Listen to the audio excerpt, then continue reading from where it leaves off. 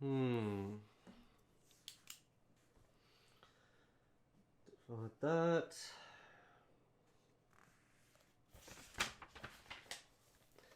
Carry the 2. And... save that for editing for later. Awesome.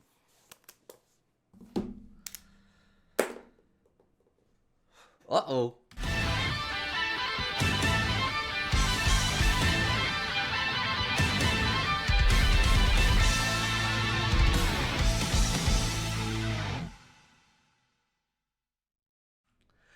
Greetings, programs. Welcome back to the gamification. It's been a long time.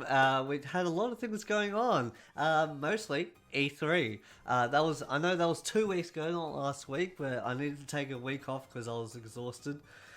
Not as young as I used to be, despite my blessed appearance. Whoa! My camera just went all out of whack, my program. Anyway, lots to get through. Not too much actual full news story to get through though. But I've got some other things to talk about, especially things I noticed at E3 and whatnot. So let's get into it. I wasn't looking at the camera, I was looking over that way somewhere. Let's get into it with new news. It's good news. Not always. There are only 3 news items today or this week that I thought going over would be interesting. There's a lot of other stuff that happened, but not stuff I was comfortable talking about. So, anyway, news number 1. A Final Fantasy 14 live action TV show is in the works. This is from Engadget.com. Okay, Final Fantasy TV show, right? We've tried that with anime before, but let's see how this turns out. Final Fantasy might be making its way to a screen near you, albeit without the need for you to have a controller in hand. Square Enix and Sony Pictures Television are developing a live-action Final Fantasy TV series with Hive Mind, the production company behind The Expanse. It's also working on Netflix's adaptation of The Witcher. Wait, so Square Enix is working on The Witcher? Huh. Alright. A number of animated Final Fantasy shows have emerged in the past, as well as several movies. If you're hoping for a show based on Final Fantasy VII this time around, you might be disappointed. Instead, the upcoming adaptation will take its cue from the Final Fantasy XIV MMO. It will be set in Eorzea and delve into the struggle between magic and technology in the quest to bring peace to a land in conflict. So it sounds very much like Final Fantasy 15, Final Fantasy 6, even Final Fantasy 8 to a degree. And also if you want to get into the environmental stuff, Final Fantasy 7. Okay, but if the show comes to fruition, because this is still kind of like, we're talking about it, we're planning on it, but nothing's completely official yet, I don't think. You'll see plenty of classic Final Fantasy characters in it, including Chocobos, probably, I'm assuming Muggles, and of course Sid. And like an airship, I assume. No cast members have been announced as yet, and it remains to be seen when the series will arrive. Yeah, so this is kind of rumor stuff, but I think it's been floating around for a few weeks at least. So I'm sorry about the delay in the news. So that's interesting. Tell me what you think. If you're a Final Fantasy fan, does this excite you, or is this just kind of like, whatever? They're just trying to ride the hype of Final Fantasy VII Remake. But we'll just have to wait and see if this actually comes to a head. News number 2. Bandai Namco announces new PC RPG, and it's called Blue Protocol. This is from Eurogamer.net. Bandai Namco has revealed Blue Protocol, a new action RPG coming to PC. Developed by Project Sky Blue, a team that comprises of both Bandai Namco Online and Bandai Namco Studio developers. The game is reportedly set reportedly set in a world with overwhelming graphics along the lines of anime movies. Okay, so it will include multiplayer, the qualities of an online game, and uses Unreal Engine 4. By that standard that they're saying overwhelming graphics along the lines of anime movies, I'm thinking there's going to be some CG stuff in there like they did with Dragon Ball Super Broly, where they had, and like Dragon Ball Z Battle of the Gods and stuff, where they kind of had these CG scenes that had like 3D character models that looked a lot like the models used in like the PlayStation 2 Dragon Ball Z games or the Dragon Ball Fighters game that came out on like Switch. So that's going to be interesting, but I don't think that's going to be the whole time. It's going to be like in big fight scenes, I assume, if this is the case. I'll just keep reading and see what else we can discover from it. The world is on the... Okay, so this is a quote giving the synopsis of the game, I believe. The world is on the brink of devastation. Now is the time to unite. The rhyming game description says, thanks to Gamatsu, march on with friends and strangers and defeat foes beyond your might. Test your might. Anyway, travel through space and time to change the future beyond this fight. Right. I just rhymed.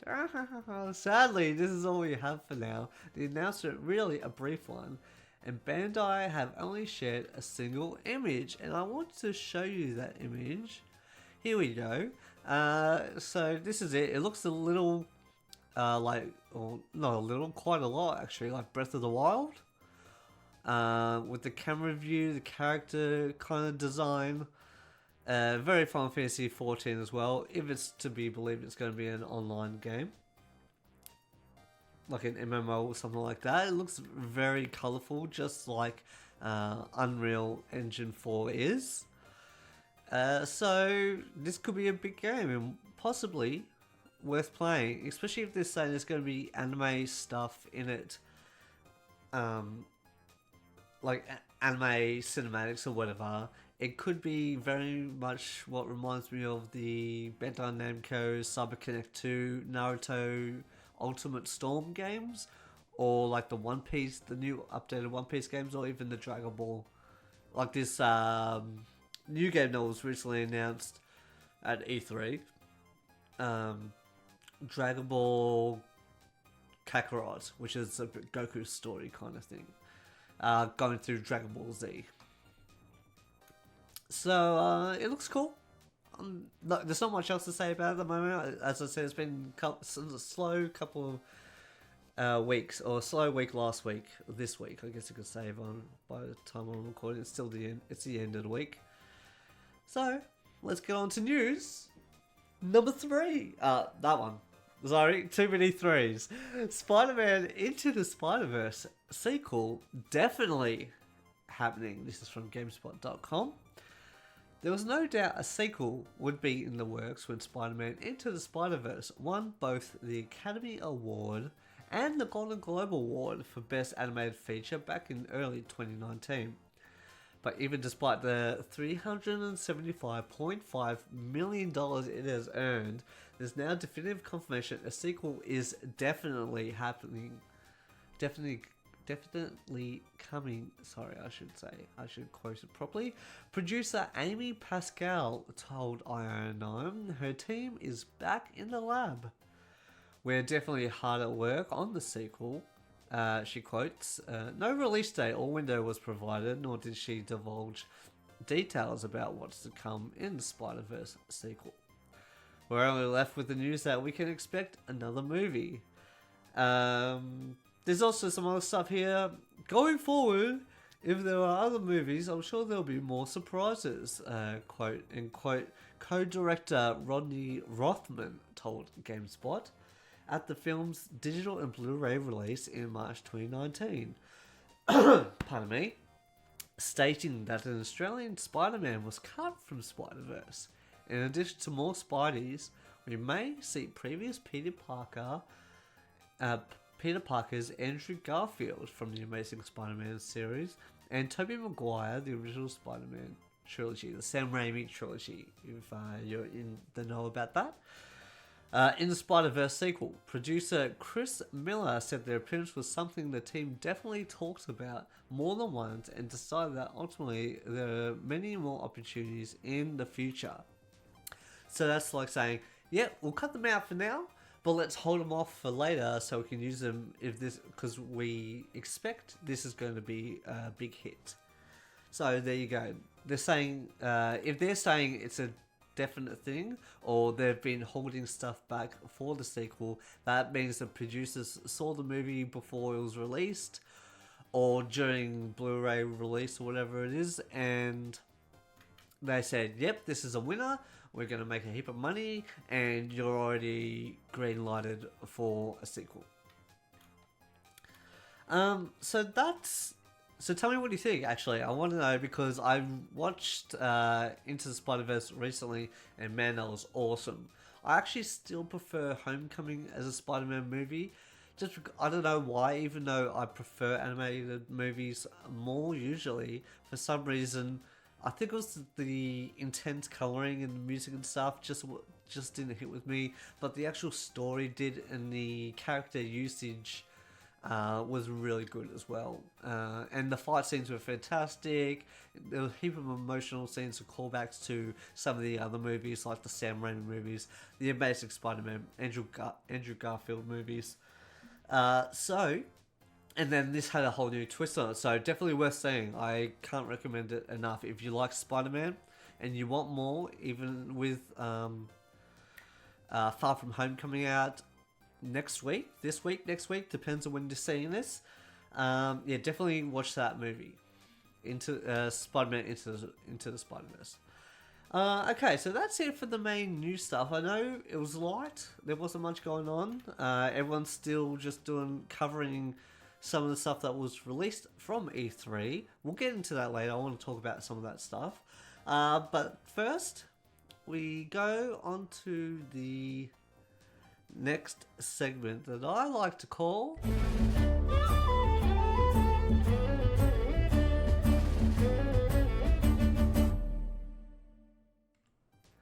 That's right.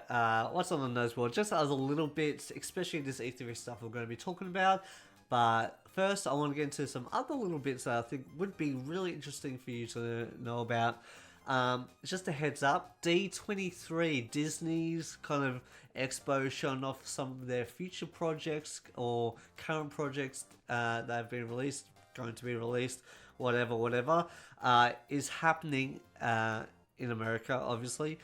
I know they've had other ones earlier this year in different countries, but the American one, I believe that's at Anaheim, will be on August 23 to 25, so it'll go for 3 days. I believe on August 23, the first day, they'll be definitely talking about their Disney Plus stuff. And when I say that, I mean look out for their Marvel stuff that they're going to be showing, maybe new trailers for the Loki series that was announced, or some other stuff for that. The Mandalorian, hopefully we'll see an official trailer there, or we might see some of the stuff that they showed at Celebration that got leaked, but was not actually ever officially released onto the internet or anywhere else. They talked about it and stuff like that, but there was never an actual, hey, here's a trailer for the new series or something like that. So hopefully we'll be seeing some of that stuff. I'm definitely looking forward to it. August 23 for Disney Plus, August 23 to 25 for the whole D23 experience. So if you're going, let me know. I'd love to hear from you guys and tell me what you think. Is it worth going to? Because we've got other conventions and stuff that, like Comic-Con, right? Obviously, and Star Wars Celebration and all this other stuff coming through the very soon, I believe. San Diego Comic-Con soon, I believe. No. Did we already have San Diego Comic-Con? I can't remember. Or maybe not. Huh. Just maybe New York. Anyway, going on to the next one. Speaking of conventions, Star Wars Celebration Anaheim next year, August 27th to August 30th. It's a 4-day event of 2020. Day tickets are on sale. 4-day tickets, like like the package of 1 to 4 days, completely sold out within the first I don't know 8 hours or something like that. I just want to let you know that I am going. I've got tickets. Yeah, I'm going. So if you're going, if you're interested in meeting up and talking more Star Wars stuff, because I love talking about Star Wars, hit me up on Twitter. I'd definitely love to chat with you. Maybe we can meet up there, or that'd be awesome. Oh, I'm getting all tingly and stuff. I'm getting really excited about it. More Star Wars news. Star Wars Jedi Fallen Order, the full E3 gameplay video that was shown off to behind closed doors presses. People in the industry that had bookings, they got to see a good 30 minutes of the game instead of the 15 that was shown at the EA Play stage event.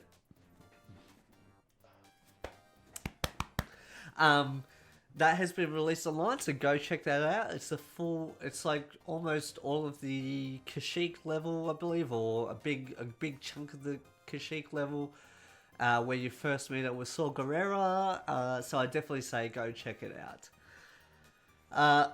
One more piece of Star Wars news. I promise you, this will be it for this week. Thrawn,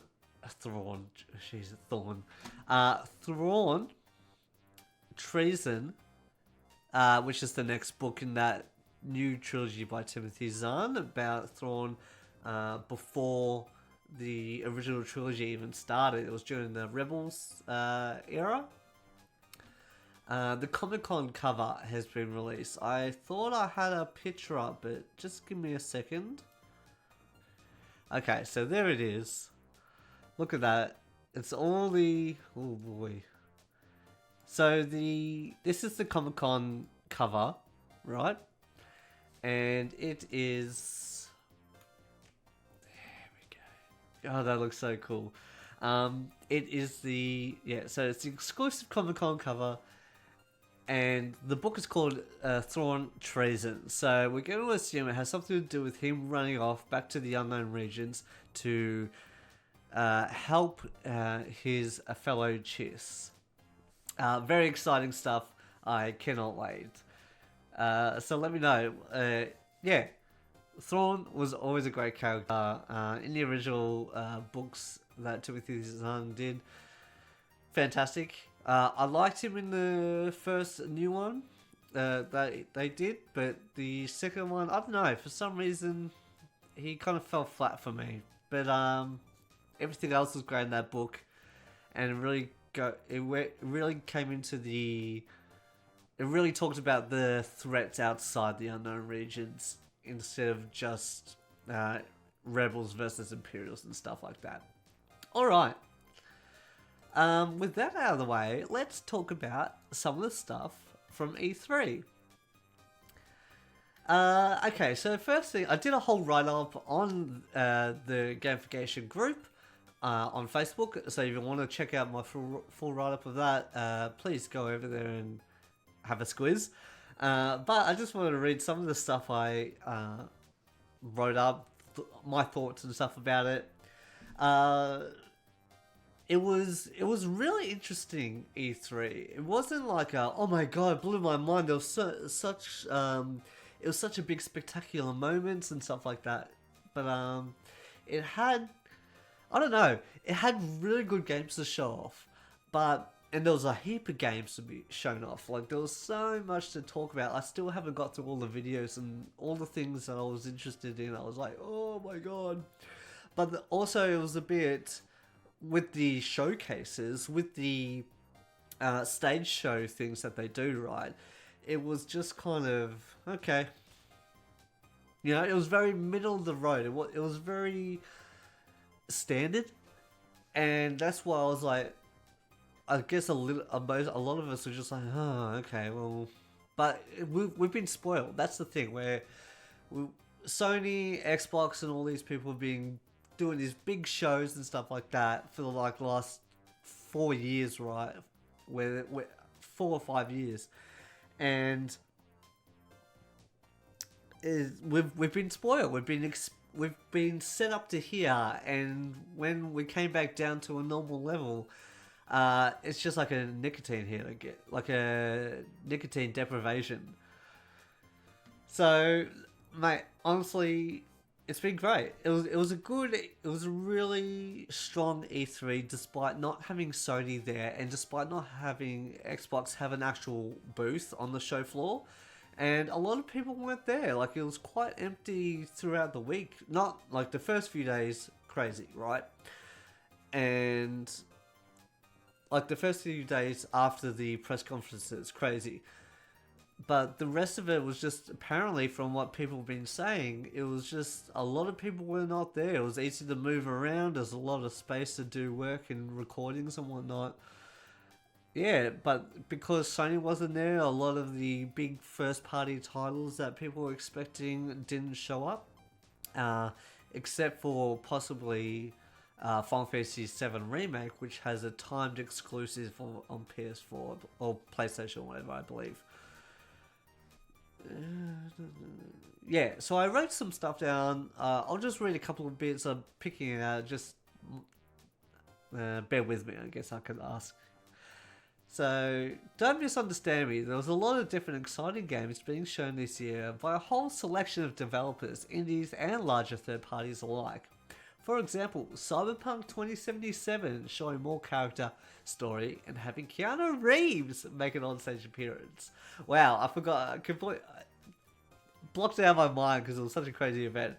So, he's a character called Johnny Silverarm, who was like a rocker in the original tabletop game of Cyberpunk 2020, I believe it was, 2022. And so he's apparently like a mental copy of the original character, I believe. It's very Ghost of the Shell like.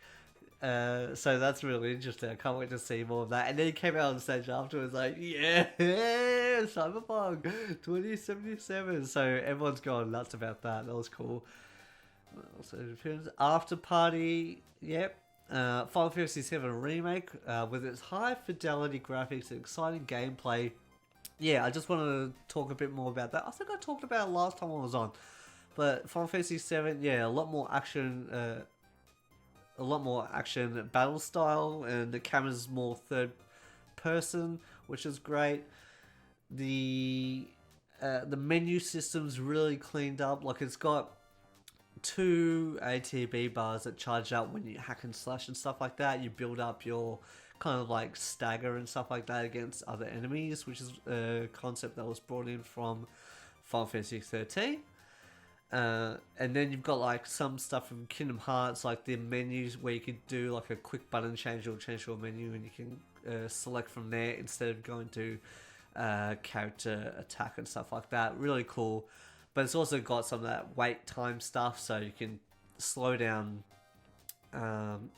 time in battle to select different parts of enemies or different characters.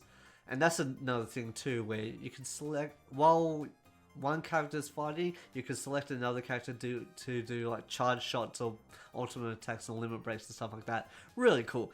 Go check out the trailer. Go check out some of the gameplay video that's been released. I can't talk about that game enough.